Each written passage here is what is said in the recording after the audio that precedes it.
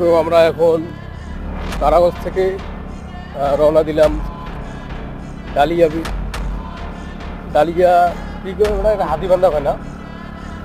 হ্যাঁ না, ওটা মনে হয় লালমনিরহাট না।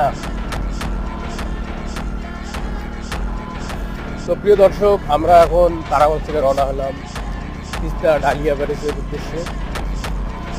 তো যাওয়ার পথে এত সুন্দর একটা মনোরম পরিবেশ এবং রাস্তা, চারিদিকে ধান ক্ষেত, সব মিলিয়ে একদম অসাধারণ একটা মুহূর্ত কাটাচ্ছি আমরা ঈদের দিন।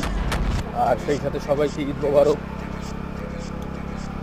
তো যাওয়ার পথে আপনাদের সঙ্গে আমরা আছি, আপনারা আমাদের সঙ্গে দেখেন কিভাবে ডালিয়া যাওয়ার প্রসেসটা আপনাদেরকে দেখাই দিব।